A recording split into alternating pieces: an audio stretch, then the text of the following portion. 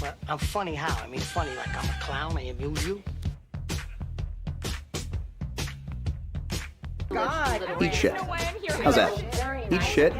Eat shit. Eat shit. Smug smile. Definitely eat shit. I'm as mad as hell, and I'm not gonna take this anymore! You can't handle the truth! Okay, everybody! It's my time to shine now, baby! Cody's not here. Nobody else is here. It's me. I'm running the ship now. I'm the captain now. It's me, Kaleb Boatman, and we are talking overrated classics. It is Your List Sucks. I'm super excited. We're going to talk about old movies that make all you youngins cry. Let's get started. If you haven't seen a movie made before 1980, you can just get out now. Okay, everybody. So tonight we got a really we got Coca-Cola, that is. I knew it. We got a really, really good panel. I'm going to start with over to my right here. It is Andrew, the Dive Bar. How are you feeling about this show? I'm excited to talk about movies that some people hold near and dear to their heart and tell them that they're absolutely wrong for liking those movies. I can't wait to burn the house down. Okay, burning things down. I like where we all are already. Kirk, how are you feeling? Hey, I'm feeling great. I got my list already. I got a bunch of movies here by guys directed named John. So I'm ready to draft. Let's do this. Wrong show, Kirk. Wrong show. Wait, what? No, don't tell him that. Don't tell him. Crap. Oh, okay. Yeah, I Crap. heard those. Go to me last. Go to me last. Speaking of wrong show, Jeremy is here tonight and thought this was a different topic, but that's okay. He got in a different list, and now he's Not okay when you haven't seen it. I got on the right page that this is overrated classics, and unlike these guys who want to burn things down, I just think, I love classic movies, so it's more about, here are some that, a lot of people like, but there are other ones you should be watching instead, maybe, because there's so many great classics. So I have more of a positive mindset on it, but we're going to have fun. It's going to be great. positive mindset. Very good to have in general. Horrible for this show. So we're going to get started. With 10, 9, 8. If you know the show, you know how it works. I'm going to go to you, and for 10, 9, 8, you just go through them right away. If you have one that is on the person who is talking's list, then say yikes, and we will hold off on that one if it is not one of your 10, 9, 8s. So we are going to start with the person who we introduced first, Barr, and we're going to go Barr, Kirk, Jeremy. That's the order. So Barr, give us your 10, 9, 8. Okay, so my number 10 is Annie Hall. My number 9 is North by Northwest. And my number 8 is Smokey and the Bandit. All right, anybody have any of those prior? No.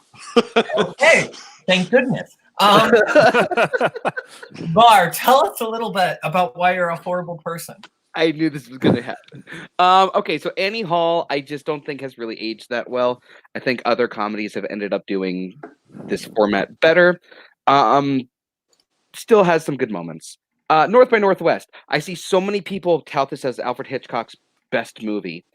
No, it's not. I can think of numerous movies that he's created that are better than North by Northwest. It's still a good movie, though, but it's not Hitchcock's best. And with my number 8, Smokey and the Bandit, it's fine. I hear so many people cherish this movie, especially people that I know outside of this community, and it's fine. Okay, so nobody else gets to talk about these, just me. Oh boy, okay, you put Annie Hall on your list, Barr. I get why some people hate some aspects of this movie, but so many things about this movie. It's just really fun, really clever, really inventive. It's your 10, so you get a pass because it's your 10, and I admit this movie isn't perfect, but you're on thin ice, and you're number 9 because that ice just broke underneath you.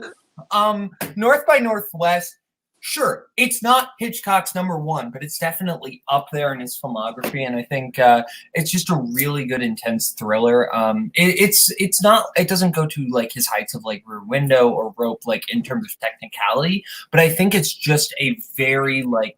It's the perfect version of a straightforward thriller, and I don't really care about your number 8, which is just every mom's favorite movie. Like, Exactly. but like.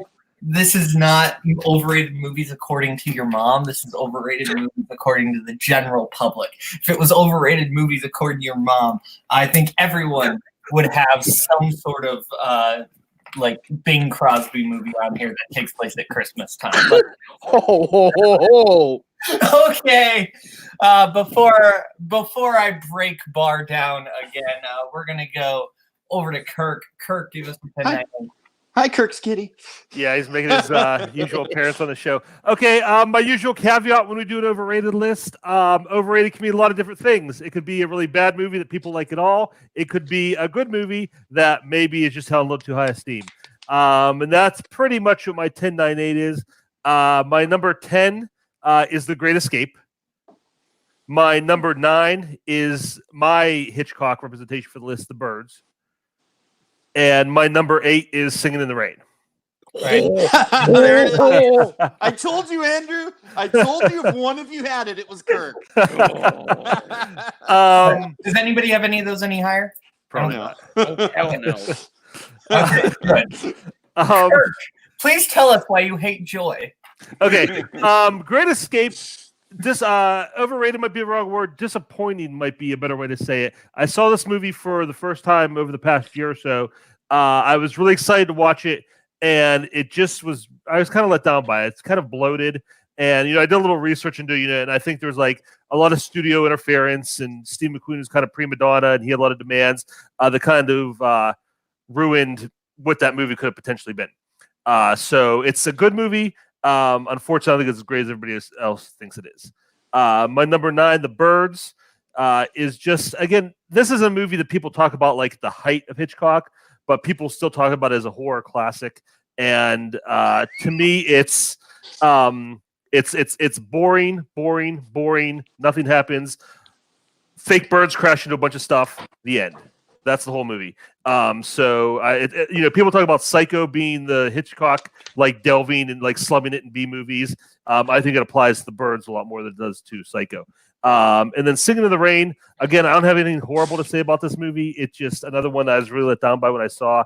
None of the music really connects with me. It's just not something that I think is that great. I think there are a lot of other musicals of that era that are a lot better. This one is just not one of them.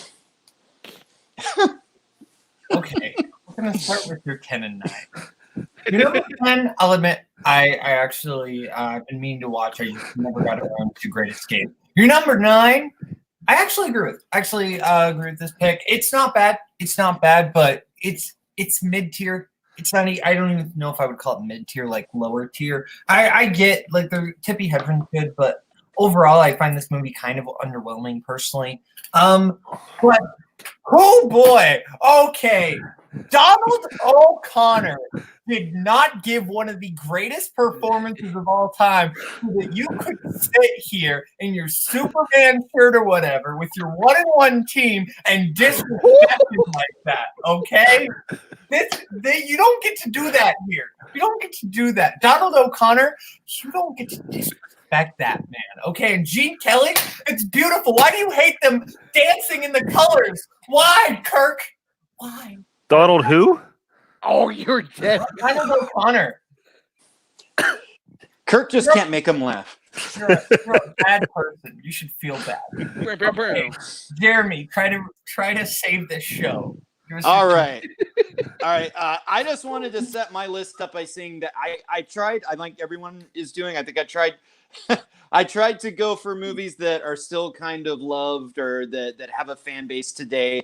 I made one big exception where I just went with the movie that was kind of big at the time. People don't really talk about it now, but I think because it was so huge at the time, it kind of deserved to be here. So with that being said, I will get into my list. My number 10 is 1931's Dracula. My number 9 is Love Story. And my number 8 is the biggest hot take of the list for sure for me is David Lean's Lawrence of Arabia. Gutsy. Okay, anybody have the flyer? No? Okay. Jeremy, go ahead. All right, so for Dracula, I love the Universal horror movies. They're some of my favorite movies. But Dracula for me, I just comparing to Frankenstein and the Invisible Man and some of the other films, I don't think it's very good. I think it's actually kind of a bad movie. Bela Lugosi's great in it, but it's very slow. It's an early talkie. There's no original music track to it. It's kind of hard to get through, and a lot of the supporting actors are very kind of stilted. And it's actually probably my 5th or 6th favorite Dracula movie. So I think that one gets put alongside movies that it's not as good as. My number 9, again, was Love Story. I think a lot of people probably today don't think this is a very good movie, but it was one of the biggest, hugest hits of the 70s, and I still think it's in our consciousness. Like the line, love means never having to say you're sorry, is still kind of, people know it. And I do think, like, there are probably some moms, like somebody was saying, that like this movie. And yeah, this is just a bad movie. It's soppy, it's sentimental, and the 2 lead characters are 2 rich white people that are like not even deserving to be in La La Land. So yeah, it's a bad movie. And then my number 8, all right, Lawrence of Arabia is not a bad movie. And Lawrence of Arabia is visually one of the great, cinematic epics, and I get why people love it. I get why it is considered a classic. Just personally for me, I don't give a crap about anything in that movie. I don't care about the lead character. I'm not engaged with the story. I'm so sorry. I mean, Omar Sharif is a good actor, but it's just the movie never engaged me. And people always tell me you have to go see it on a big screen, and then you'll change your tune. And I'm sure the visuals and the music and everything would be great on the big screen, but I still just can't see myself caring about T.E. Lawrence as played in this movie, because to me he's just not an interesting character. So that's what I have to say. All right. Your number 10. I like Dracula. I do, but I get your criticisms of it. I think Bela Lugosi is fantastic, and so is Dwight Fry's Renfield. Yeah. But I think overall, the kind of it's very stilted, especially compared to like the James Whale films. So I get that one. 9. I'll admit I have not seen Love Story. I need to see Love Story. I just never got around to seeing Love Story, mainly because I've heard it's not good. But I think this is definitely fair for like a 9, because I don't think it's like super beloved, but like everybody knows Love Story. Never having to say sorry. So I think definitely fair for the 9 spot. Your number 8, before we go to your number 8, we have Omar Sharif's widow on the line. Oh, no, I'm so sorry. I actually really like Dr. Zhivago, so there's that. There, you redeem yourself. Anyway. I'm an older guy, so we can... Lawrence of Arabia, I actually agree with this pack.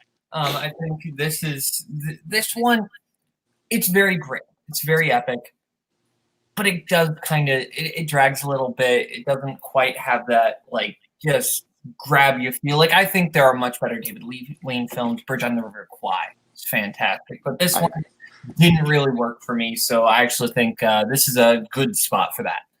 Okay, so now we're gonna go to 7-4. I believe it is Koho, right? All right, I think 7-4. So we're gonna 7-4. So we are going to start with Barr, and this is one where we actually get a little bit of rebuttal from the other people, so that should be fun. So we're going to go back to Barr. What is on your 7-4? And this time we actually go 7-7-7, right? Or No, we do. Everybody says Yeah, 7-4. I'm just I am the voice of the god of movies from 1980 onward, and it is 7-4, you dumb idiot. Okay, I'm sorry. Get a host who knows what he's doing. Pay no attention to that man behind the curtain. Yeah, That's an old movie reference, Caleb. You wouldn't get it. Yeah, no one would. Yeah. So I'm about to blow some minds. My number 7 is Cabaret. Yikes. Oh, excellent. Okay. So then we're going to go on to my number 6. My number 6 is one that I don't expect to have many people to even really think about, but I've seen this movie pop up on a lot of like best lists of like best of the 70s or most inspirational movies, and oh god, I don't get it. It's The Paper Chase. I hate the main character in this movie. I think the main character in this movie is so unlikable. He's so unlikable to the point where it ruins the movie for me. The ending of this movie just aggravates me because the entire time he's just trying to get a good grade in this Harvard law class, and basically a lot of things happen, including one of his friends almost committing suicide. And at the end of the movie, he looks at it and he crumples it up and he just throws it away. And I hate this character. I hate this character so much. It just ruins the entirety of the movie for me. Okay, so I will give my thoughts on The Paper Chase. I'll admit I have not seen The Paper Chase. Here's my thing about The Paper Chase, though. I think this is way too high simply because I don't think this movie is that beloved enough to be overrated. Okay, but I'm not sure like this movie is like up there in terms of some of these others. But I think 6 is a little high, but fair if it's really as bad as you're saying. Kirk, how do you feel about The Paper Chase? I'm right there with you. I have not seen The Paper Chase, and this is the first maybe conversation I've ever had about The Paper Chase, good or bad. So yeah, I don't know if it should be this high on the list, because I think if it's rated at all, it's probably rated right where it should be because no one's talking about it. And Jeremy, I feel like you've actually seen The Paper Chase. I have seen The Paper Chase, and I'm a little bummed to hear it being crapped on because I think it's a really good kind of sleeper movie from the 70s that I wish people would talk about more. So I guess it's good at least we're talking about it. But yeah, it had an Oscar-winning performance by John Houseman as a professor in the movie. He's great. And in terms of the he's great. The lead character not being likable, you just kind of have to remember this is the early 70s. This was the era of the anti-authority hero. So you get a lot of movies like Five Easy Pieces and films like that, where all of these people have everything laid out for them. Like, this is what your life is supposed to be. This is who you're supposed to be. And a lot of people in this country at that time were feeling like we don't want to be told by these other generations who we're supposed to be and what our path is. So though it might kind of seem irritating, like from a modern viewpoint to watch it, that's really what the mood was at the time. So if you kind of put it in context, I think it kind of like works a little more. But yeah, I like that movie. But what I can see why somebody might not key into a movie like that. Yeah. Okay, now we're gonna go to Bar's number 5. My number 5 is gonna piss off a lot of people, but I think a lot of this movie is a slog, and that's The Searchers. I think this movie's beautiful to look at. I think this movie is shot. What was that? It was Kirk. Okay. I think this movie is beautiful to look at. I think it's shot amazingly. I think the direction is pretty good. But man, it slogs and it drags in some points. I felt the length of this movie, and some of the acting in this movie is not good. Some of it is good. John Wayne's really good. I can't remember the other guy's name, but Jeffrey Hunter. Jeffrey Hunter is good, but some of the other like supporting cast is not good, and even Natalie Wood, who I actually really like as an actress, I think she's not that good in this movie. Okay. So, Boat, I know your thoughts about Natalie Wood. We're on the same page, Thomas. Don't go overboard. So Mr. Walken in the room. Caleb. Speaking of Natalie Wood, no. Go ahead, Mr. Walken. Go ahead. I'm done. Not for this show. But yeah. Oof. Big oof energy on this one. Yikes. The Searchers, I think there are a few things wrong with it, but wow, number 5 is way too high. I think this is like exactly one of the grand, like this is kind of the pinnacle, the apex of the Western here. I think this is probably one of, if not John Wayne's best performances. I think Natalie Wood's very good in this. Shots look beautiful. I think there are some really heartbreaking moments in this one. I think you are insane. I think 10 or 9 is the highest this could be in your list. I think 5 is way too high. You are crazy. So, Kirk, how do you feel about The Searchers? Yeah, I really like this movie. I will say, I mean, it's not a perfect movie. And I can't say to Andrew that he's completely wrong. That this is there's some parts that might slow down a little bit. But the things that work in this movie work so amazingly well and just outshine the few little things you can nitpick. So yeah, I mean, if you would have had this as 10 as maybe like an kind of movie, maybe, but yeah, I agree with Boatman. This is way too high at 5. And Jeremy. I mean, everyone has a different experience watching movies. To me, this movie is great. I'm never bored watching it. It's a gorgeous Western. It's sweeping. Maybe some of the stuff you could kind of take aim at is there is some kind of comedic relief, some kind of like wacky supporting characters, but I think they kind of throw that stuff in there to because it's a very serious theme. So that they're just. John Ford had these actors that he used, this different actors that he would use from movie to movie. So people were kind of familiar with them, and they were kind of like the Greek chorus that would come in there. But I think that stuff for me is still kind of fun, and it really can't take away from the great moments, the powerful moments, and really the great theme of having a lead character who's basically racist, and dealing with that in a way that America's cinema really hadn't before. And personally, I had no issue with Natalie Wood. I didn't think she was terrible or anything in the movie, and I think that it justifies building the entire movie to get to that character, to then have it be Natalie Wood, somebody that you can kind of and can kind of relate with, and with the tragic thing that almost happens at the end. It's really powerful, and I think she sells it. So yeah, I love the movie, but everyone looks at things differently, so I can only get so mad. Okay, so we're gonna go to bar 4. Okay, this is one I've seen touted as one of the better comedies of its time period, and it's I think it's probably the Spencer Tracy, Katharine Hepburn movie that's held up the most in people's eyes, and I tend to disagree. This is Adam's Rib. This is a movie that I think has a really interesting premise. I think has really talented actors, but for some reason, the comedy didn't transfer to me.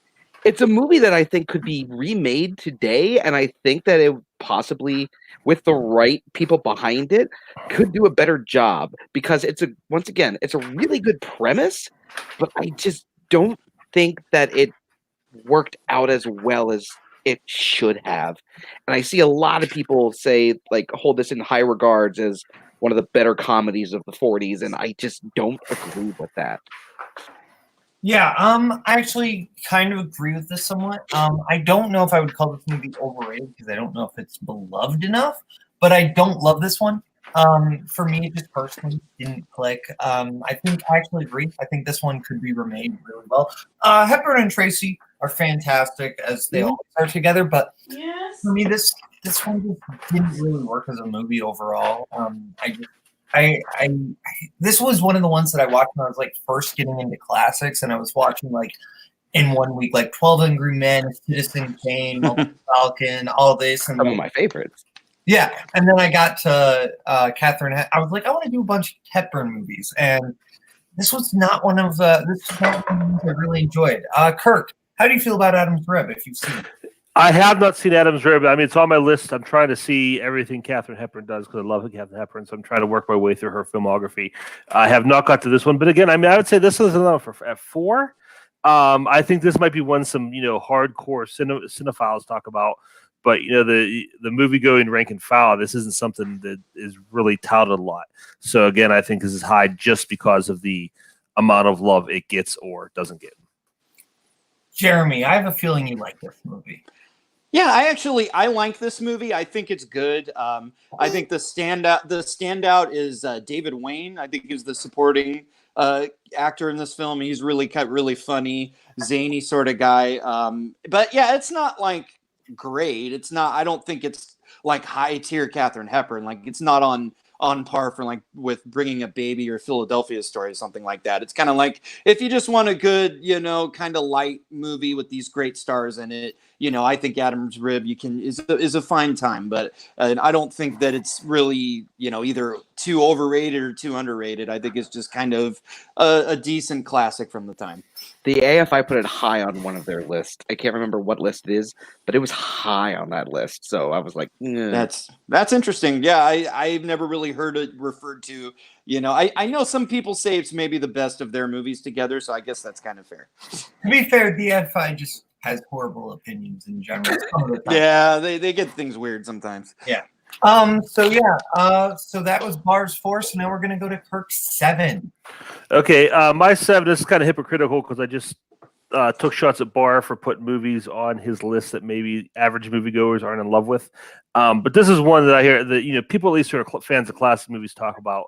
And my number 7 is His Girl Friday. Oh no, that is love. That's very love. That's very love.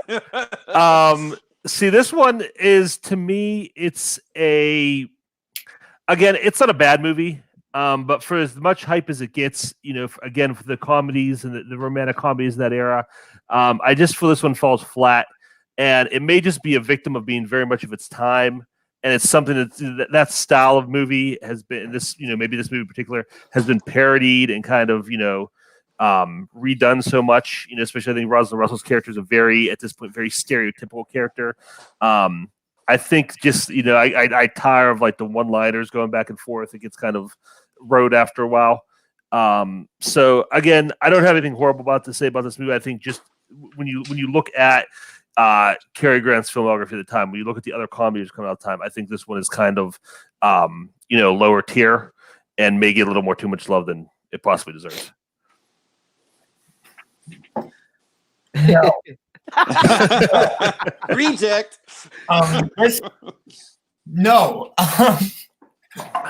I love this movie. I think the dialogue back and forth. I wonder if Cody's in the comments because I know he had a really good time because he watched this movie recently. There he is. There he is. Wow.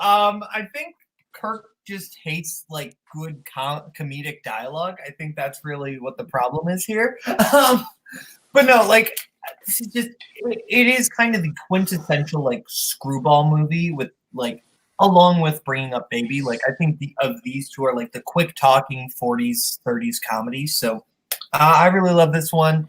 I would go to Barr, but I feel like Jeremy had something to say here. Jeremy, you go ahead. Yeah, I think this is one of the defining like screwball comedies. Kirk is criticizing the dialogue, but that rapid fire dialogue that they just keep up throughout the entire movie is really a marvel. And I think, like I heard it said once, if you laid out all the dialogue they say in that movie at like a normal pace, like the movie would be like 3.5 hours long. But they do it the way that they do it. They had to practice it like so much to be able to do it like that. And those two actors, I think, really pull it off. You're never like pulled out of their characters or anything. Like I always felt like they were talking that way, and it was funny and it was quick and it landed. And it's this was actually based on a play where it was 2 male lead characters, the front page, which has been made other times with the 2 lead characters being male, and the fact that the idea to kind of restructure it so it's a romance more and one of the leads is a female, I think really adds to it a lot and really sets it apart. And yeah, I really love this one. This is way up there. Like I mentioned Bringing Up Baby. It's one of the great screwball comedies for me. How did I not know this was a play? Yeah. Yeah, I think it's been made like 4 times. Yeah, it was made in the 70s. I actually really like Adam's Rib. I mean, not Adam's Rib. I'm still thinking of my last one. You don't like that one. I really can't like even tell apart, Barr. Shut up, Kirk.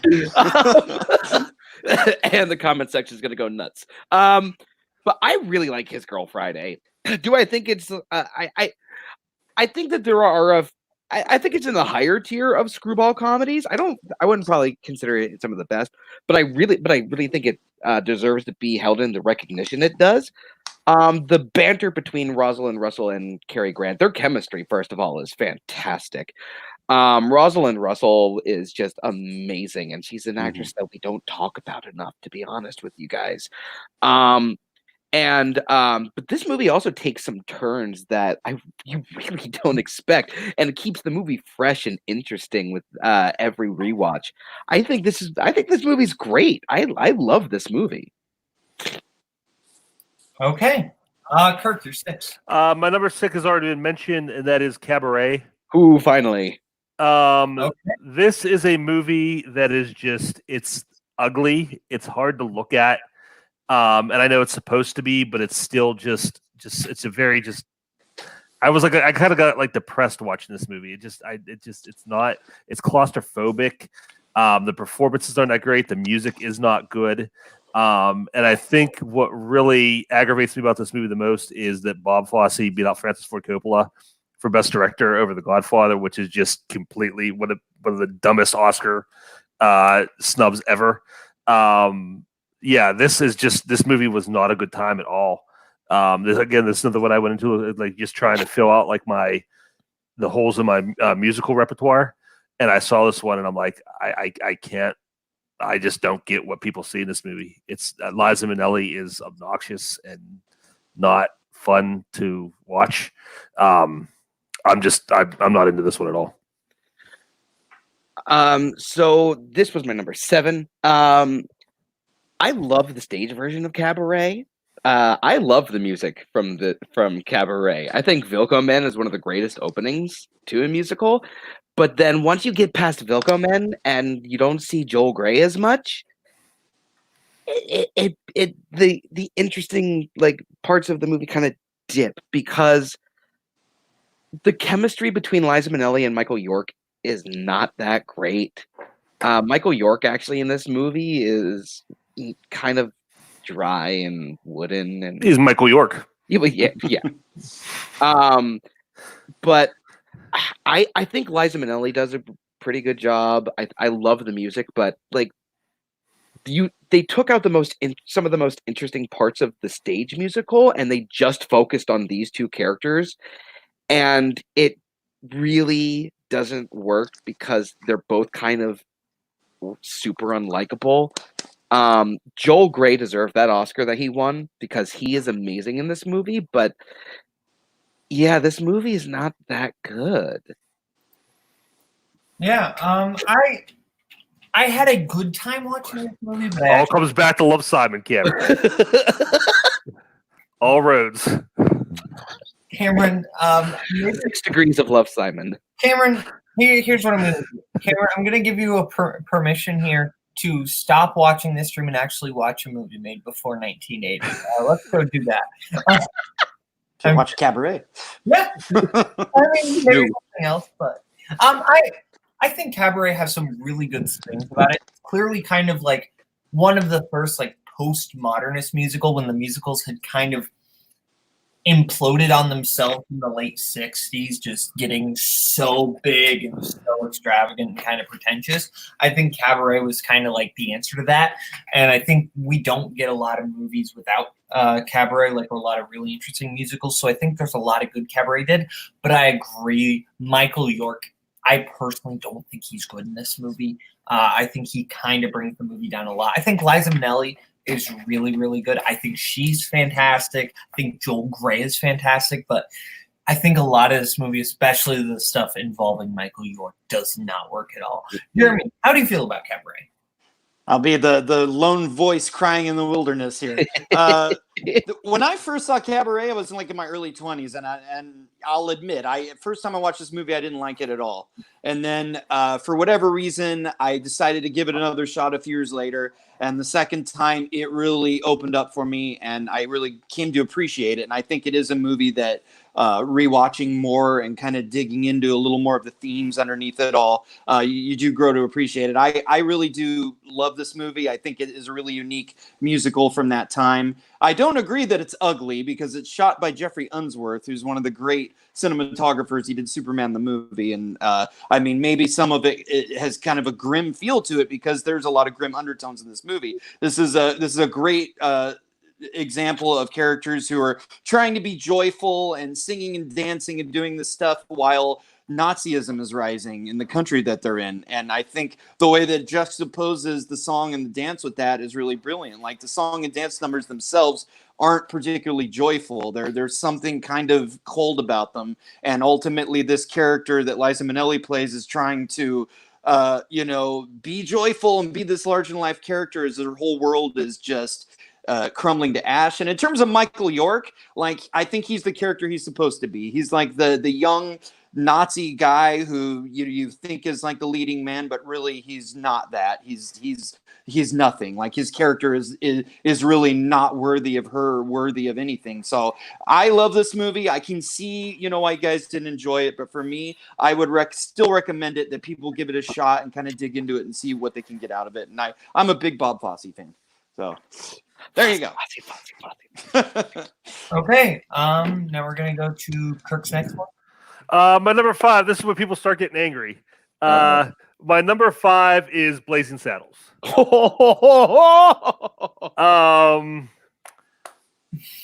Parody is the worst kind of comedy.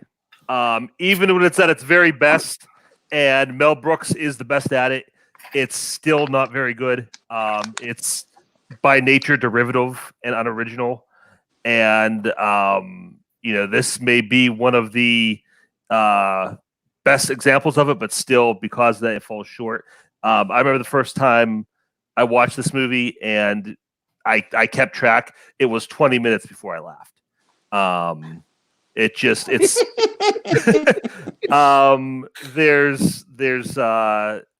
feel joy all the time by watching good movies. I don't think the humor in this translates well. I don't think it has aged well. And I'm not saying it's terrible, and I never laughed at it, but I just don't see the attraction to it at all. I think, Kirk, you're one of those people that, like, if you made a list of your top 10 favorite comedies, your number 1 would be like Shawshank Redemption, because there's 2 jokes in it. Like, that's I don't think you know how to laugh. Maybe that might be the problem. We need to just do like they did in A Clockwork Orange and just keep your eyeballs open while you watch like some actually good comedies like Blazing Saddles. But I think Blazing Saddles, I admit this movie is not perfect, but I think this movie is trying so many different jokes that when one doesn't land, it doesn't really matter because another one is being thrown right at you. I think Gene Wilder, one of my favorite gags is, now my hand's all shaky. Like, oh, that was pretty fine. Yeah, but this is the one I shoot with. I love that one. I think there are just so many others. Mongo is or something like that. Like Mongo, on in Game of Life. Yeah, on in Game of Life. That's right. I really, really love Blazing Saddles. I think there's so many funny things about it. I think Kirk is just a sad old man.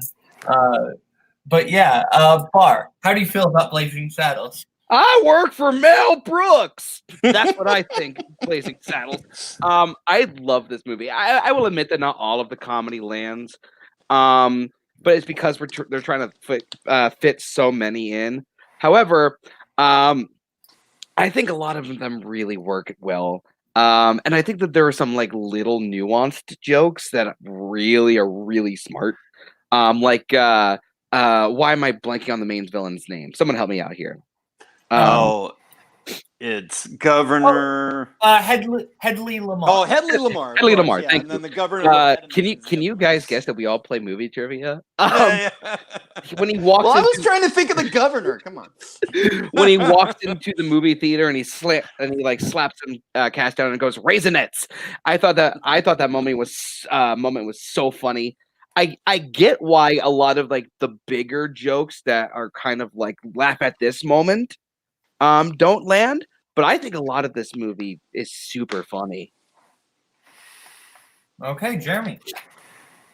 I mean, I'm mad at Kirk for saying that parody isn't a good form of comedy. Some of my, like South Park and Weird Al, like those are some of my favorite things. But I'm not mad at Kirk for having this movie on his list. Personally, I love this movie. I've always thought it was funny, but I do think, you know, Mel Brooks is going out there on some stuff, and it's really not for everybody. And a movie like this, for whatever reason, I'm never going to get mad at somebody for it just not being their cup of tea. I will say, you know, probably the thing I love most about this movie is you could not make it today, and I'd say at least half of the jokes in the movie you could not make today, and I think that's valuable. And I think that there's somehow just the spirit in which Mel Brooks made it. It's still, you can still watch it and enjoy it, and it's not like bad. It's not like you have to feel bad for watching it. Yet it's still something you couldn't do today, and I really appreciate that about it. And there's just, yeah, like you said, a lot of the little gags and one-liners and stuff I like. But you know what, Kirk? I'm not going to come down on you. I know you like the Marx Brothers. You know, we all have different senses of humor and things that we appreciate. So I'm not. I'll wait to attack you when you get a little higher on your list. I will. It is my job to attack everybody. So yeah, there you go. That is. I'll join you later. Yeah. But yeah, so now we are going to move. Actually, no, I want to say one more thing. I'm not sure if this was intentional or not, but I love the fact that, of course, for Kirk's one, the movie release date is wrong for Blazing. That is very fair. That is fair. So, Kirk, what's your number 4? My number 4, somebody in the comments was saying they're waiting for my Disney pick. My number 4 is Snow White and the Seven Dwarfs. This was the first Disney movie. This broke a lot of ground for theatrically released animation. End of list, as far as what we could say really positive about this movie. You know, Tin Toy was the first Pixar thing they did, but we don't look back at that like, oh, this is so fantastic. We see, Luxo Jr. actually. But whatever. Same difference. They were working out the kinks there, and I think that's what Snow White was. You go back and watch that, the animation is god awful. Snow White barely has a face. There are some good gags and stuff like that, some fun things going on. But if you even look like up in the 40s, you look at like Pinocchio, Alice in the 50s, Alice in Wonderland, you see like 5, 10, 15 years later, the leaps and bounds they're making with that, where it's just you're distracting me with your face. Turn your cam off. I can't look at your face right now, Mark. No. Mine's just very red. Yeah.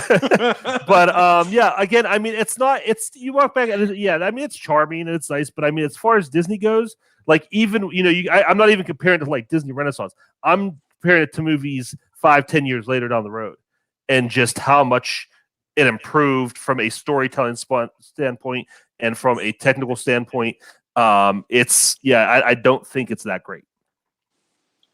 Okay, I'll give my thoughts on Snow White. I actually don't blame you for having this one on here. I think that while I personally like this movie, I get there are a lot of problems, especially I can't rewatch this one that much just because I find Snow White's voice personally incredibly annoying. That's kind of my biggest problem with the movie. But I think what this movie does best is atmosphere. I really like the atmosphere with the backgrounds and everything. There's like a lot of gothic imagery. It's the one that like really feels like a grim fairy tale. And I really appreciate that.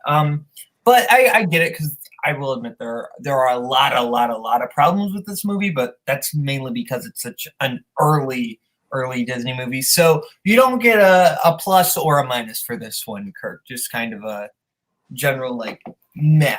I mean, take it. You have worse takes. We're gonna go to Bar. No. I love this movie, actually. It's one of my top 10 favorite Disney movies. I agree the atmosphere is what really sells this movie. The scene where she's in the forest and like just it's all the shadows and light. And to do that with the animation that they had back then is just so impressive. I get Snow White's voice being like a thing for people. I get that, and I get how some people can say that she's kind of a blank character, and But Literally. yeah, I knew someone was going to say it. But I love a lot of this movie. I love the dwarves, like their interactions with each other. I love the villain in this movie, and I also really love the scene with the huntsman. It is such an intense scene. And no, Cody, I just really like old movies. But I love this movie. I love this movie. Okay, Jeremy. Yeah, I'm not going to get mad at Kirk on this because, I can totally get where he's coming from. It is the first movie. It is an old movie, and it feels like an old movie in a lot of ways. But personally, I do love it. I do think that it's amazing that they went from making, 6-7 minute shorts to making this film. I think the amount of ingenuity that went into creating the first animated film, and there's a lot of different ways they could have gone. They could have just made it a totally a kid's movie, and instead there is a lot of scary, terrifying, edgy stuff in this. There's a really evil villain that I think still holds up today that wants, people's hearts taken out and stuff like that. Like there's great stuff, and it has, some of the best side characters you'll ever have in the Seven Dwarves. I think the Seven Dwarves are wonderful characters, and I still think the songs are good in this movie. Mm-hmm. For being that old, these are really, still memorable, hummable songs that people still know today. They still play in the theme parks, and for a movie from 1937, that's amazing. I get when people say it's dated and it doesn't work for them. It's one of the ones that I love for sure, though. And how dare anybody say anything bad about Disney? I'm such a Disney fan.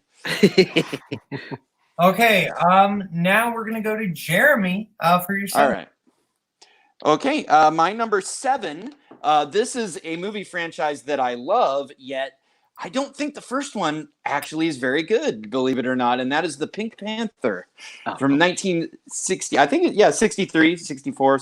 It has different dates on it, but I guess no one has that. So yes, everybody knows the Pink Panther franchise because of Inspector Clouseau, as played by Peter Sellers. But the franchise actually started as this kind of screwball sort of thief movie with David Niven and Claudia Cardinale.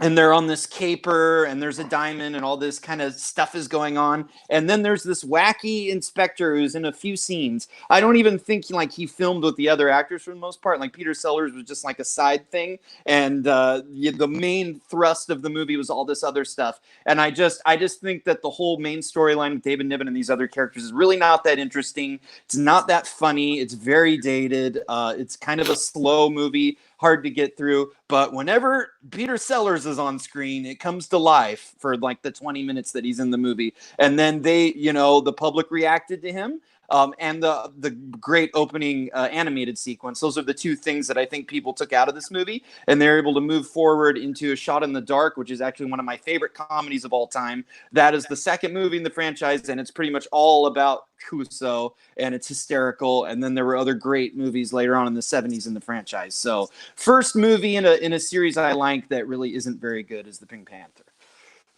Yeah, I actually agree with this one. I think that the character of Inspector Clouseau, classic character, fantastic performance. This movie, not great. This was one of the ones that I was watching when I was first getting into like Peter Sellers, and boy was I disappointed because I didn't know that. Neither did I, by the way. Yeah. It was a shock. It's a shock. Yeah, 100%. So I was kind of disappointed with this one. I like David Niven as an actor, and he's fine in this, but he's not the memorable part of the movie. He gets overshadowed by a character who's in the movie for 20 minutes. That should be saying something. So yeah, I actually fully agree with this pick. I think this is a good pick and good placement, because I think any higher it would be a little bit, because I don't think this one specifically, the people who have actually seen this movie recently probably wouldn't say that, but I think 7, perfect spot for it. Barr, how do you feel about the Pink Panther? I didn't think about this movie. I think this is a good pick. I think you're right. I think this is overrated because I think that you're right. The main focus of the movie is not really that interesting or that good. And I think the series did the smart move on focusing more on Clouseau as it went later on down the line. Yeah, no, I think this is a solid pick. I kind of wish I had thought about this one. Okay, Kirk. I have never seen this movie the whole way through. The bits and pieces I have seen are, like when Clouseau's not on the screen, who cares? And even when he is, I mean, when you compare this to some of the other stuff Sellers has done, it's really not his best. So yeah, I think it's 7. This is probably pretty good pick. Okay, Jeremy, you're 6. All right, my number 6 is the one cheat pick. This is the movie that people really don't talk about as much today, and I would say I don't even know if my other panelists have seen it, but it is a Best Picture winner. It was a massive, huge movie in its time, and that is The Great Zigfeld from 1936, a Best Picture winner, starring William Powell and Louise Rainier, who won Best Actress Oscar for it. And yeah, I actually like, Kaleb talks about getting into watching classic movies and binging them. I went on a whole Best Picture, kick where I was watching as many Best Picture winners as I could. And I started watching this movie, and I was just like, 20 minutes in, of this 3-hour movie, I'm like, this is going to be a chore. Because this movie is slow, stagey, dated, completely ingenuine. Like it's supposed to be the real story of this guy, Ziegfeld, who created the Ziegfeld Follies and was a huge force in theater and live performance. And you can just tell how phony it is. Like none of it really reads true. All of the dialogue scenes seem very staid. I mean, like an actress like Louise Rainier does what she can, but her character is really kind of one-dimensional, and maybe there might even be like a slightly racist thing with her being European, and those Europeans, they don't know what's going on and stuff like that. And then in terms of it being, it is a musical. You see him creating the Ziegfeld Follies, and they have all these big dance numbers in it, and I just don't think they're very interestingly staged or filmed.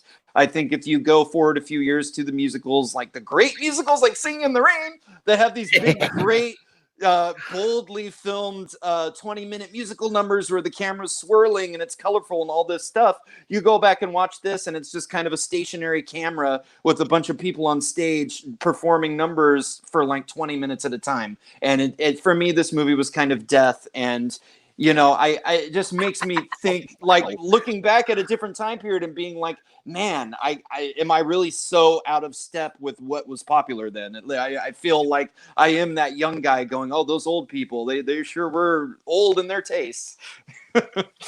Yeah, I fully admit I haven't seen this movie. I feel like Barr's got an opinion though. Yeah. Barr, just go ahead. Well, Kirk, have you seen this movie real quick? I have not. You want me to go first? Yeah, then go first for you, because I have. Okay. Yeah, I have not seen this. I kind of question the 6th spot because I know, like, even the past month, 4 or 6 weeks with the Oscars, everybody's put out all those listing the best one, and like this usually ranks pretty low. Like, so I don't think it's held, like you said, I don't think it's held in super high regard anymore. I think most people... I don't feel like it's at the top of the list. I feel like there are other movies that get put ahead of it, and that's kind of I mean, it's not dead last as like the worst. Yeah. I mean, it's usually like in the bottom half or maybe the bottom third. And I don't but I mean, it's to me, if it won an Oscar, it's got some kind of prestige to it. So I'm never going to say, like you can't put it on a list like this because it's got some rating if it won an Oscar, even if it was 90 years ago. So yeah, but no, I have no opinion on the movie itself. I'll tell you why it won the Oscar. It's that one scene. It's that one constant long shot of them going up that spiraling, platform. I can give you that. I mean, that's the one moment where the stationary camera sort of technique works. I would say that. And I will say that that's probably the scene that won the Best Picture. This movie to me is fine. But it's so long. So long. However, I think William Powell is fantastic, and honestly, most things that he's in with Myrna Loy, I really like. Wink. I think he's great in those movies you like. That's for sure. But I think the acting in this movie is solid, but the script is just it's so long, and it drags in so many places. There are some really beautiful, there are some really great visuals, but for the most part, it is just static camera. I like the ending though. I think the ending is a solid ending, but the rest of the movie just drags. Okay. So now we're gonna go to Jeremy's 5. All right. You know, you can't talk about classic cinema and the movies that shape cinema without talking about foreign film and international film. And when I was getting into really appreciating movies, it was really finding films from other countries and great filmmakers that really made a huge impact on me. Discovering filmmakers like Ingmar Bergman, who I love, and Akira Kurosawa and Francois Truffaut. So many filmmakers who made movies that really meant a lot to me. But there's one filmmaker who I've always struggled with. I got myself to the point where I like a couple of his movies, but there's just something about his approach that I always felt really outside of, and that is Federico Fellini. And my number 5 is what many could consider his masterpiece, the film 8½. And I don't know if anyone else has seen this one, but he did a movie called La Dolce Vita. It took me a couple viewings, but I did finally get through that movie and come to appreciate it and what it was going for with its characters. But 8½, it's a story about this director. He's kind of having a midlife crisis. He's, having affairs. His relationships with women aren't good, and he keeps visualizing possible scenes for his movies that are kind of like portraying where he's at in his life and all this stuff. And I just feel like it is just cinematic navel gazing. I think it's just this guy is too wrapped up in himself, and he thinks because he thinks these things and he's going through these things, they make them interesting. And the visuals and everything to me are not as interesting and cool as I think a lot of other people think they are. And I think other filmmakers, like if you go to like a movie like Persona from Ingmar Bergman, I think there's some really crazy, interesting imagery in that movie and some stuff that he's doing that is autobiographical, but is still engaging and interesting, and those characters have something to say. I think this is just a guy who's wrapped up in himself, and I never engaged with this movie. So I will tell everyone, seek out foreign cinema and watch those films, but like anything else, there's going to be some that aren't as good or that are overrated or that don't hold up, and they deserve to be mentioned just like anything else. Yeah. So my main thing about this movie, I've actually seen it. My main thing is, if anybody wants to watch 8½, don't watch 8½. Go watch Stardust Memories. That is the better version. I agree. I like that Woody Allen movie. It's underrated. Yes. Yeah, I think Stardust Memories is 8½, but good. Funny. I think this. I really agree with you on this one. Didn't really work for me. I don't love a lot of these more like avant-garde films from the 60s. They just don't personally work for me. I think 5 is like the perfect spot, because any higher, I think, because of just how unique the movie is, I think would be a little too high. But I think 5 is like the exact right placement for it. I'm gonna go to Barr. Barr, how do you feel about this? I've been meaning to see this movie. It's a movie that should be right up my alley, especially from the clips that I've seen, which I really find very visually stunning. Okay. However, it is the basis of a musical that I absolutely love, the stage version, not the movie, of Nine. That is true. Yeah. Okay, Kirk. Yeah, this was actually on my short list. Out of all those like 60s European movies, it is kind of the hardest to connect to. For me, I mean, it's some of the imagery is just jarring, the way it jumps around and just gives you different things. It's hard to connect to. The reason I didn't put on there is because I'd really like to give it another watch before I make that kind of judgment on it. I think it's one of those movies, and I mean, I guess it's like, a lot of Bergman stuff. It's like, I don't get it. I need to rewatch this and really figure it out before I say it's good or bad. And I think this might fall under that. But yeah, I mean, as far as my opinion on it right now, it's like, yeah, this is a little, I don't see what's there that everybody's pulling out, is talking about. All right. Jeremy, you're 4. All right. This is where I destroy a lot of families and ruin a lot of holidays. Perennial beloved film that is watched, by a lot of families at a certain time of year. Sorry, guys, this is not a good movie. It is not a good movie. It is 1956's The Ten Commandments. Oh, okay. Oh, thank God. I don't get it. I don't get, honestly, why families subject themselves to this 3.5-hour movie and watch it like at Easter. I've known so many people like, oh yeah, the 10 Commandments, that's tradition. It comes on TV. And it's like, this movie, I love these types of movies. Like, I gotcha. I love Ben-Hur and a lot of films of this time, but this movie, it's not particularly well acted. It's not particularly well cast. As much as I like Charlton Heston, he's very hammy in this. He spends the last hour of this movie with a terrible white wig on, trying to be like old Moses. It doesn't really play. You've got actors like Edward G. Robinson, who I love, are just totally out of their element, trying to be in a biblical epic. It feels really phony. It's very, kind of set bound and garish with its colors. And to me, the worst part is, instead of focusing on the story that we want to see, which is the story of Moses and Ramses, and I will say Yul Brynner's great in it. To me, Yul Brynner's the standout. He's a great Ramses, and whenever those scenes are happening, I think the movie has more weight to it. But they spent a good chunk of this movie focusing on this like ancillary character played by Ann Baxter, who's like an Egyptian woman that Moses is like in love with, and she's like this tragic character. And it's like, what's going on? Why are we not in the story of Moses? Why are we not getting to the plagues and all the stuff that people came here to see? Why did they throw all these melodramatic, like, extra storylines into these movies? And they did this a lot back then.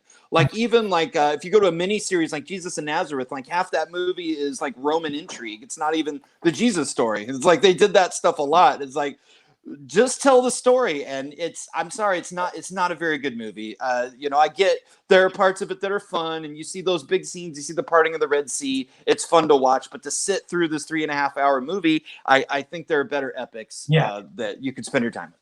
Yeah, I haven't seen this one since I was like 6 or 7. This was one that it was kind of a family tradition of mine for a while. And I always wanted to watch Prince of Egypt instead. Yeah, exactly. And so I don't quite remember, because I haven't seen it in a while, but I remember being bored by it. So I'm going to go to Kirk. Yeah, it's a slog. I think you'd actually read the entire book of Exodus before you finish this movie. But yeah, I mean, I'm a fan of Charlton Heston, and I like hammy Charlton Heston. So I don't mind him playing out. Like, I like him in this.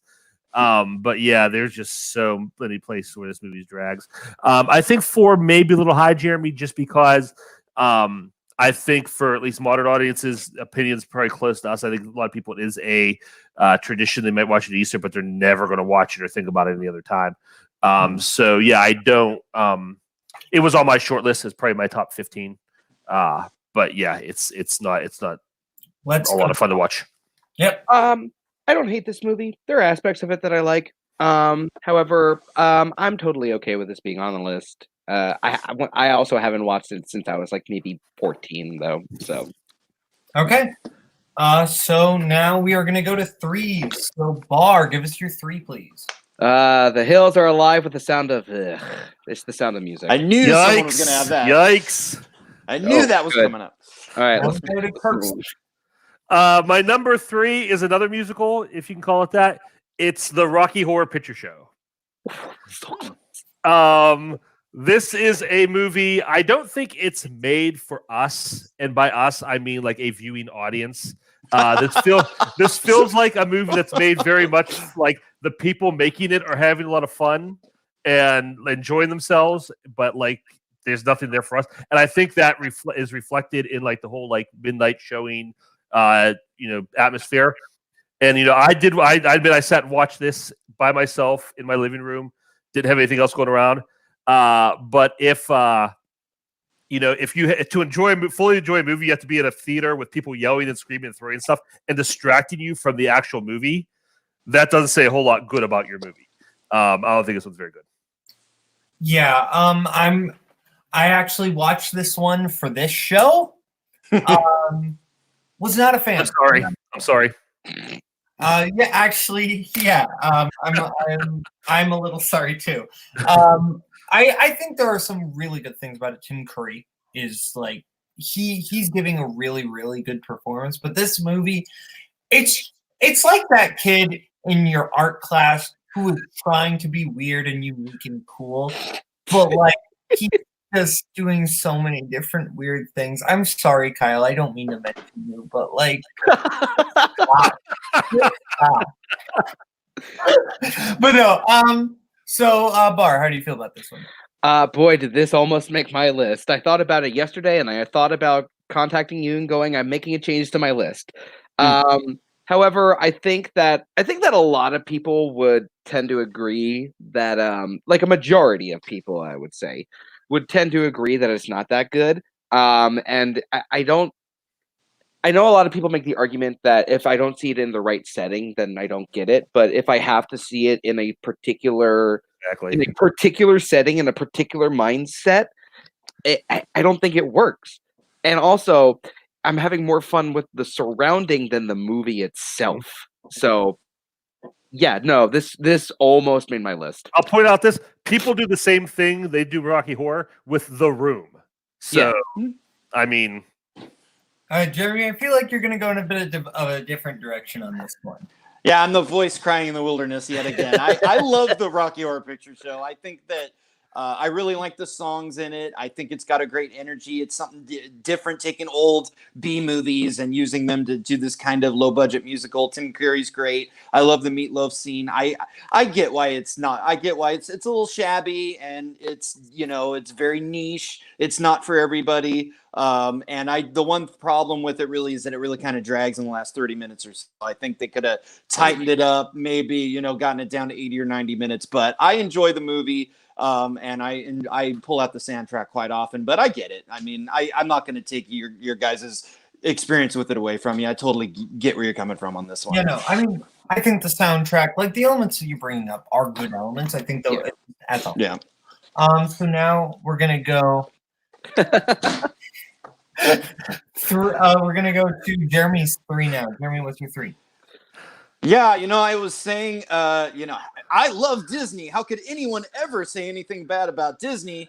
My number 3 is Disney's Cinderella from 1950. Oh, wow. Now, I have always, from my childhood till today, been a huge Disney fan. Like, I love Disney animated films. They're my heart. They're what got me into loving cinema. Seeing Pinocchio at like 4 or 5 years old made me a lover of movies. But I've never liked Cinderella. Andrew, I've tried. As a kid, I tried. As a teenager, I tried. I tried now. It's basically, let's take 15 minutes of story of Cinderella going to the ball, having the fairy godmother, and then meeting the prince and falling in love, and pad the hell out of that sucker. Add this, half of this movie is mice running around a house and a cat. And I'm sorry, that's a good short, maybe like the Gus and Jack short film, but watching 40 minutes of that and then cutting away to a prince and cutting away to a princess, it's not a well-structured Disney movie. I think it has a couple great songs, but it also has a lot of filler songs that don't really hold up for me to like even Snow White, which you were talking about. I think the animation is good, but if you compare it a few years later to Sleeping Beauty, like that's the night and freaking like that is how you do this movie. Sleeping Beauty, like you have this eye-popping medieval, kind of animation. You have the Tchaikovsky-inspired music. You have those great characters of the 3 little fairies. You have that tremendous villain in Maleficent. In this, I mean, the Wicked Stepmother's good. She's in a few scenes. I don't think they utilize her enough. I think they give a lot of it to this evil cat rather than to her. And I actually honestly think the live action remake that they did in 2015 is a much better version of this. I think having Cate Blanchett and actually getting into the meat of that story and focusing on the drama of that story is a much better approach. And as much as I love Disney movies, this is the one that's always been cold for me. Yeah. So I get both sides on this movie. I think there are a lot of things that this movie is meandering, and it really doesn't work as a movie. I also think a lot of the early Disney movies are kind of meandering and kind of plotless. But I think that there are also a lot of really fun things about this movie. But I think this is a movie that is, as a whole, not great. But there are a lot of parts that individually are very good on their own. Kirk, I'm going to save you. I'm going to go to you now because I want to save Barr. Okay. Yeah, I can't disagree really with anything that Jeremy's saying. I like it better than Snow White, obviously. But yeah, I didn't see this movie until I had a daughter, and I watched it with her, and I was like, really, that's it. So yeah, it's not. I mean, like I said, I think there's a slow progressive improvement, but they're definitely not there yet. Mark. I love this movie, but however, I will admit that it's got flaws, and you mentioned a lot of them. So I get it. I just think it's way too high. It's beloved, man. It's really I beloved. know, but I think Lady Tremaine is one of the best Disney villains. She's just such a bitch, and it's really the best way to describe how she's a horrible person. But the way that like she's shot and like when they like zoom in on her eyes in that one scene, I just think it's so great. So I get it, but I also think it's way too high. Okay, we're gonna go back to Barr for Barr's number 2. Here's where I piss off a lot of the people watching this show and that love their classic movies. I don't care. I think this movie is one of the most overrated movies I've ever seen in my life. Best Picture winner. Yeah, get out of here. It's The Deer Hunter. I think Andrew, this is my number 11. This is my number. This was so close. Man. Yes! Oh. Vindication. Sorry, Kirk. This movie wants to kiss its own ass. I think that this movie is so self-righteous and so pretentious. It's got 2 great scenes. I'll give you that. 2 great scenes does not make a movie. This movie has an odd fascination with violence against women.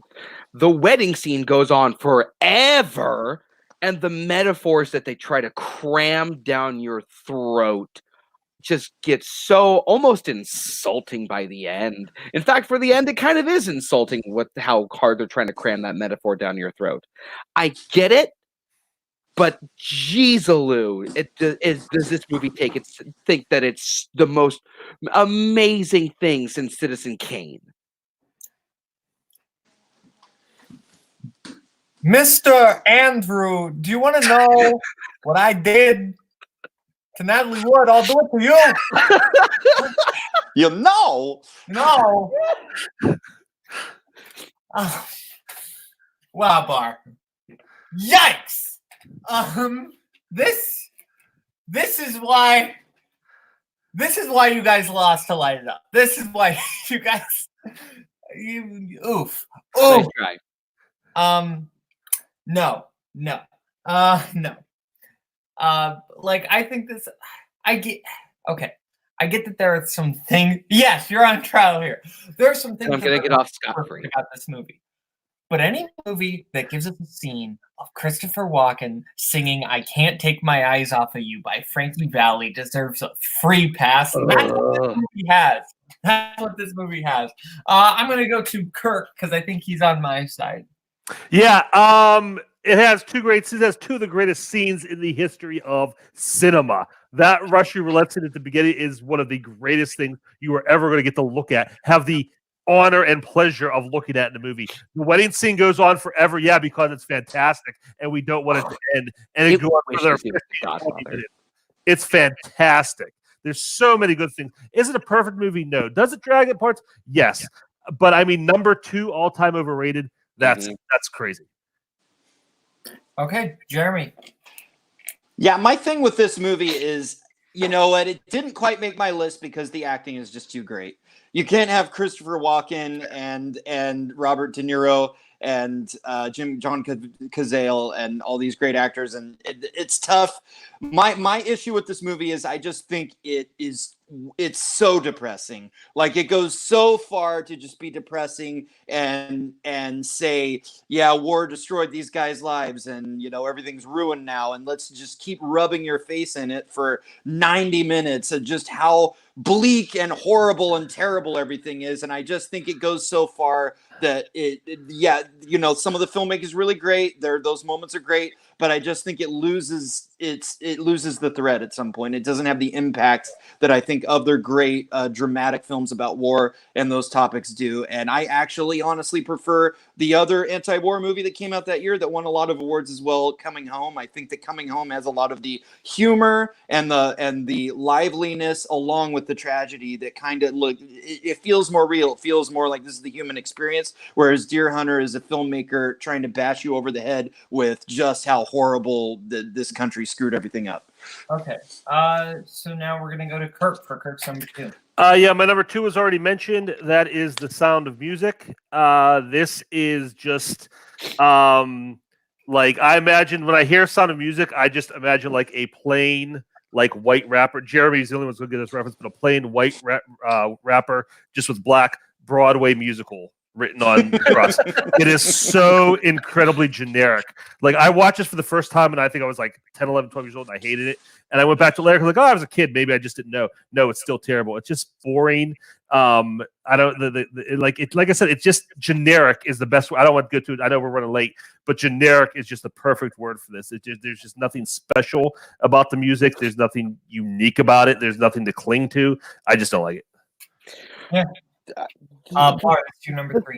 The thing that angers me kind of about this movie and just this musical in general is Rodgers and Hammerstein are so good at following what a basic book musical should be.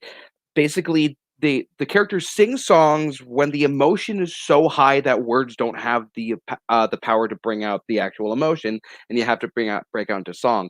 With these, I feel like they just had a bunch of songs that they had written off to the side and just kind of went, okay, well, let's make a story around these songs.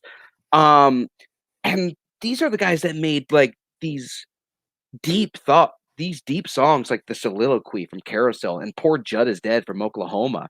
And This Nearly Was Mine from South Pacific. And the songs in here just don't hold a candle to those pieces or their work in general. It's being beaten over the head by a Valentine is what this movie is. Yeah, I mean, I find this movie a bit of a slog to get through just because of how long it is. I remember I had to watch this movie for some project in high school, and I just hated watching it. I think there are some good things about it, Julie Andrews, but overall, I actually really agree with you guys. I think this is a good pick. Jeremy, how do you feel about The Sound of Music? I actually liked The Sound of Music, but I'm not like passionate about it. I don't think it's one of the great musicals at all. I like Julie Andrews in it. I think at least if you're gonna do a musical that's this long, at least it does kind of have an epic build to it where there's a lot at stake. It's Austria, the Nazis are rising, and there's a real ticking clock that kind of gets set into place involving this family and these kids. So I think that kind of separates it for me from some of the other like overlong musicals. Maybe I might be talking about another one coming up, but yeah, I get it. I really do get why a lot of that's a fair comparison, I think. Yeah, I get why a lot of people don't like it. I like it fine, but it isn't one that I run to and watch all the time. Yeah. So now we are going to get to Jeremy's number 2. All right. Let me go back here. My number 2. All right. So everything you guys said about Rocky Horror Picture Show is how I feel about this movie. Oh no. It's loved. People do sing-alongs to it, and I actually do like the original stage version of it.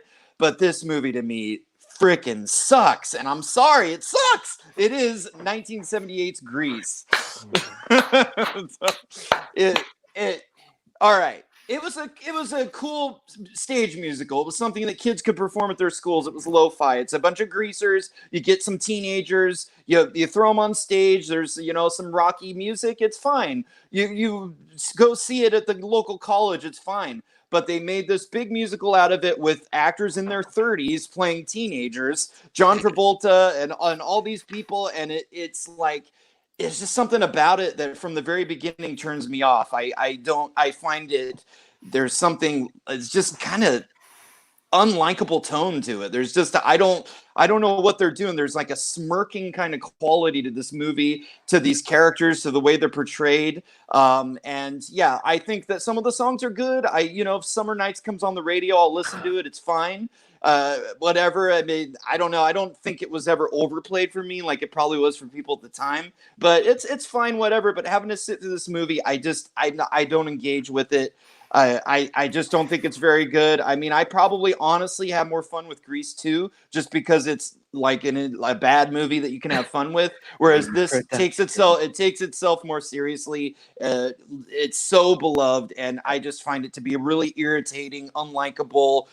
You can't. There's no reality in it. Like, I think a lot of the best musicals, you can go buy into it. Like, Fred Astaire being a Broadway star, Gene Kelly trying to be a movie star. Like, you can buy, even though it's big and it's a musical, you can buy into those stories. This is a bunch of actors who some of the time seem like they don't even really want to be there, trying to be teenagers. And it is not. What is the love for this? Why do people go and sing along? And why is this such a tradition for people? I've never ever got it. Yeah, I very much agree with this pick. I think this movie is obnoxious. It's in your face about how obnoxious. That's the word I was looking for, obnoxious. The characters are just the worst. Especially Danny's friends are incredibly annoying. Okay, I'm gonna go to we want to kind of go a little quicker so we have some time for the ones. So I'm gonna go to Kirk. Yeah, real quick, I agree with everything. Yeah, you guys hit on the head. The characters in this movie are so bad. Like, they're just they don't translate to film well. Like, on the stage, like that kind of like talk, that kind of character might make sense. But when you went like a little verisimilitude and something real going on, those characters are so paper thin. And the rest of it's not good either. Okay, Bart. Hey, girls, man of your dreams not falling for you. Change who you are. That's exactly. I would have had this on my list if it wasn't for the fact that I actually have a lot of friends in my own personal life that actually agree that this is really bad, or else this would have easily made my list. All right. So now we're going to go to number ones. So, Barr. I have been told that this movie is the greatest comedy of all time from so many people and so many lists. It is. Oh, my God. No, it's not. It's Animal House. I don't think this movie's funny. I don't think this movie's funny. There's one moment that makes me laugh, and it's when all the alcohol is thrown and the bottles break and Bluto just goes. It's the one chuckle I get from this movie. Otherwise, the comedy in this has not aged at all. It has not aged like fine wine. It has aged more like milk. Okay. I watched this movie today. I had never seen it before. I finally watched it because I kind of anticipated that this would not be my type of movie. I was 100% right. This movie actually kind of reminds me of the Pink Panther in a sense, that there's one element that's really good that's kind of pushed to the side, and it's all about like Tom Hulce's character, who does not work for me at all. Like, I like Tom Hulce, but I think he just doesn't work in this movie. There's a lot of focus on characters that I just do not care about at all. There's a weird scene with Donald Sutherland getting high with the students. Yeah. I like this. The jokes are not that funny. They're not jokes. Yeah, there are not enough jokes. Like that Donald Sutherland scene, the joke is, the teachers got high with the students, and that's it. That's the joke. Like, I just don't think there's enough great about the movie. I think John Belushi, fantastic. And I think the scene where they kill the horse, amazing. I like that scene a lot. Okay. I think that's a funny scene. Other than that, I did not enjoy this film. Kirk, you were you had been in college 10 years before this movie came out. How do you feel? You were my professor. It's crazy we met. But no, this movie, I have not seen it because I've seen the highlight reel. Nothing appeals to me. Nothing looks funny. The smash of the guitar, the popping the zit, that whole era, that late 70s, like SNL crew, Second City crew. I really, that's not my kind of humor. So I'm guessing that Andrew's correct in putting this so high on his list, but I can't verify for sure. Yeah, Jeremy. Yeah, I like Animal House. I mean, I get it. it doesn't. The humor worked for people at the time, and it doesn't hold up the same way today. Like it's just a lot of these are snarky characters kind of stuff more than it is they're actually trying to make punchlines and stuff like that. They're snarky characters. They're wild and crazy guys. That's kind of the thing. I like it. I actually think Tim Matheson's really good. I think that Bruce McGill's really good. They're kind of the two main guys in the movie. Karen Allen's like the love interest pre Raiders of the Lost Ark. I think she's really charming in the movie. But yeah, I get it. I think the main reason that I think justifies it kind of being a number one pick is the fact that people still revere this and talk about this as being, oh, that's such a fun, good comedy when it's really kind of a gross movie. Like there's a lot of stuff in this movie that, in the Me Too era, it's really rough and it's hard to even watch now. Blue So I think for the window. Blue. Yeah, that scene. yeah, that and just the relationships between the guys and the women in general in this movie. It's. I mean, I get it was the 50s and they're kind of going for that, but I think people kind of thought that was funny or that was normal. And it's not just this movie; it's a lot of other movies in the 70s and 80s that you go back to and you're like, oh man. A lot of the old college comedies are not so great to watch. Even though I'm a classic SNL guy. I love John Belushi. I love the Blues Brothers. I love a lot of those movies, and I enjoy watching this one. I do get it. I totally get it, especially when you consider the undertones. So now we're gonna go to Kirk's number one. Uh-oh. Well, my invisible sleeves here. Get ready to go to work. Oh boy, here we go. This is the one. This is going to lose me the episode. I'm going to lose all the polls on this. Everybody's going to go nuts, but I don't care. I am Roddy Piper. The rest of you are Keith David. One of these days, I'm going to get these sunglasses on your face, and you're going to see reality for what it is. Oh, dear God. I think I know what it is. Talking about movies that are considered the all-time greatest comedies. Knew it. Number one most overrated movie of all time, classic movie, Monty Python and the Holy Grail. I knew it. Totally saw this coming. Guys. And the show is broken. Koho, take it off screen. We don't want to cover up this awful take. It's just not funny.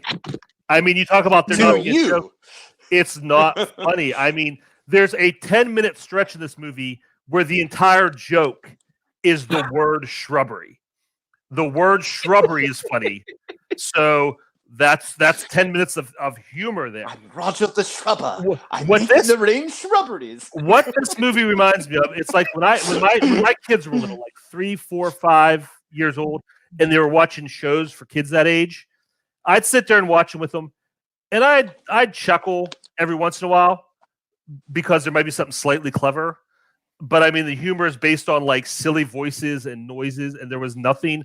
I cannot grasp. I can't say because they're intelligent people who like this movie and think it's funny, but I cannot wrap my head around people thinking this is funny. It's like watching a clown perform at a kid's birthday party.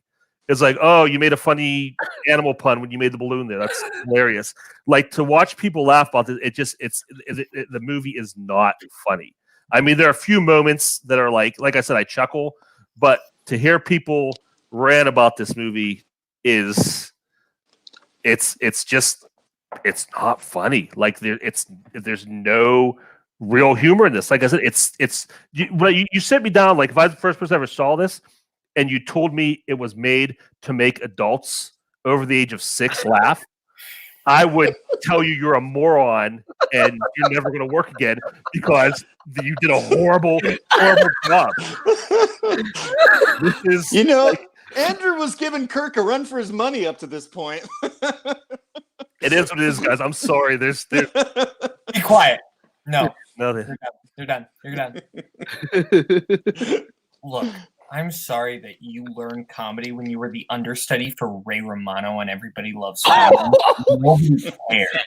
Okay, this is one of the greatest comedies ever made, Kirk. And I'm sorry you don't know what joy is. Okay, kick back and watch the world burn, whatever. It's satire. It's supposed to be stupid. That's the joke. The joke is that they know it's stupid and you know it's stupid, and that's the joke. That's the joke, Kirk. This is... I wish I had a cigar. Just Kirk. Just stop. Just Tell me something that's funny in that movie that I should laugh at. Okay, I'll give you one. Only a flesh wound. That Kirk, I'm sorry if you don't think that rabbit's funny. I don't know what to tell you. Like to me, there's nothing funnier than that. So it's just you're a different person who doesn't think that rabbit's funny. That's all I can say. This movie's got huge tracts of land. And look, And then I know the you got animators suffered a fatal heart attack. I know you got turned into a newt, but it's gonna get better. I don't understand why anyone could think that there's not at least one gut-busting moment in this. And there is Something some called- intelligent I'll tell you. You know what's funny? What's funny? Tim? I'll tell you something funny in this movie. Here's something funny. Let's have a structure here. Wait, just like I will put out something that's funny in this movie. The coconut shells is funny for like 15 seconds. Okay, And let's then- hear me. Your thoughts. I'm okay with it. It's like I said, you either find something funny or you don't. This is my favorite comedy. When I saw it at 6 years old, it Target changed audience. my life forever. It changed my life forever, but I've never stopped finding it funny, and I find it funny in new ways as I get older. I think there is actually intelligent stuff in here, along with the silly slapsticky stuff, like the whole discussion of I'm being repressed and how they're taking like these myths like King Arthur, but like real people like are actually talking about real politics, and putting those two things together is such a funny thing when you look back at the history of, people use myths and stuff to try to create religion and all that kind of stuff. Like there's a lot of like intelligent stuff that I get now. There's a lot of specific little ticks in the performances that I get now that I didn't when I was a kid. And the stuff with the rabbit is funny to a 6-year-old. It's funny now. Other stuff, there are other things that you appreciate, and that's what makes a great comedy. There's so much dialogue. There's so many different scenes that you continue to get more and more out of it if you think it's funny and if you're into it. And if you're not, you're not. That's just comedy. Okay, so now we get to Jeremy's number one, and let's try to make it. This is going to be very anticlimactic after that. Like I don't really have a big hot take like that. I kind of wish I would have ended with Kirk, but it's okay. Yeah, maybe, but yeah, this is just going to be like a wet fart after that. But basically, you guys talked a lot about the Sound of Music, how it's a big bloated musical. It's too long. The songs aren't that great. It won Best Picture and all this stuff. And for me, like I said, there's drama and intrigue in the Sound of Music. For me, that movie is My Fair Lady from 1964. They took a really good. Sorry, Andrew. They took a really great play called Pygmalion, and there's a really good 30s version of Pygmalion. It's tight. That movie's like 95 minutes long. It's about this, this uptight guy who tries to teach a woman from the streets to speak and become part of high society, and they kind of fall in love along the way. It's a cute little story. But for some reason, they decided to turn it into this 3-hour long extravaganza where the lead actress doesn't even do her own singing. I'm sorry, I love it, Audrey Hepburn, but this movie is so staid. It's so long.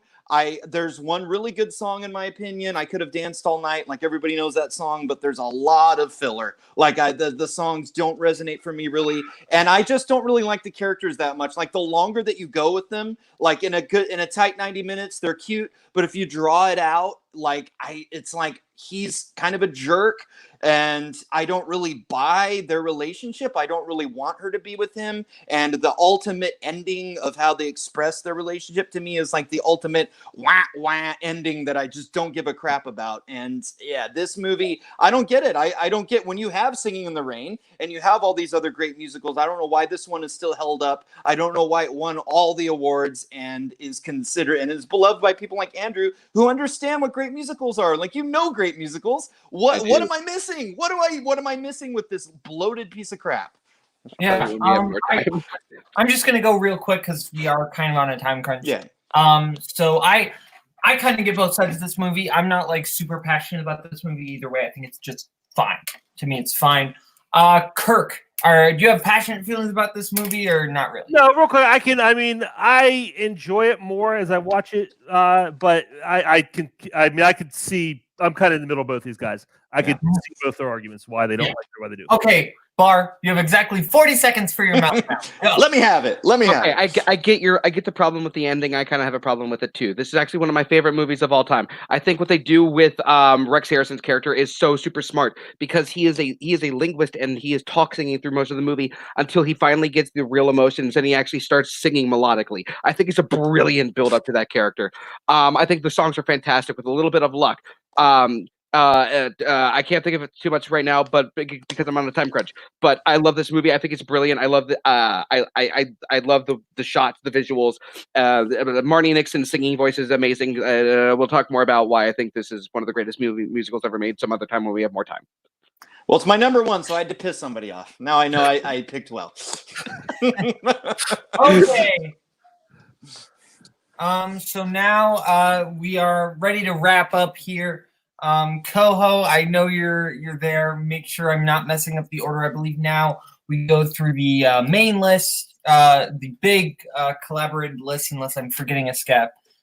So the main list, the combined list: number 10, Snow White and the Seven Dwarves; number 9, Cinderella; 6, The Rocky Horror Picture Show; 7, The Deer Hunter; 6, Grease; 5, Cabaret; 4, Kirk, You're the Worst; 3, My Fair Lady; 2, Animal House; and number 1, Sound of Music. I give this overall list a C+, because there's only a few that really make me angry. There's a couple that I agree with, and there are some I'm kind of indifferent on. So I think C+ for the main list. But the grades tonight, the winner of tonight, the first place is Jeremy. Yay. Thank you. You can see Jeremy's list there. I give him a B+. I think he didn't have any that really just made me angry like the other two. I disagree with, but nothing that was just an awful take. And some that I quite agree with. So I think B+ is what Jeremy gets here. So now we're going to go to in second place. It is Andrew Barr. Andrew, you had some ones I agreed with, but then you also had Deer Hunter and The Searchers and North by Northwest and Annie Hall. So you had to go down a little bit. You're getting a C- because you're just a little bit below average. You're not underneath the floorboards. Like in third place, Kirk the Consigliere Kowalkowski. And he's so thrilled. Who gets a D-. The only reason you don't get an F is because I agree with your Sound of Music picks. That's the only thing that saves you from getting an F. Yeah, you have an awful list. I know that you are happy about your hatred, and I hope you're happy. I've never been so proud to lose this show before. So, that being said, we're gonna do quick plugs. The next topics: rock anthems with Brooklyn Vail, favorite movies, and then directorial debuts. So Cody on the Facebook page, let him know if you want to be on any of those shows. I don't know if we go through plugs or not. I'm sorry, I'm bad at. Okay, we're just gonna head out. Okay, so from everybody, from Jeremy, from Andrew, from Kirk, I'm Kaleb Boatman. You're all the worst. Good night, everybody.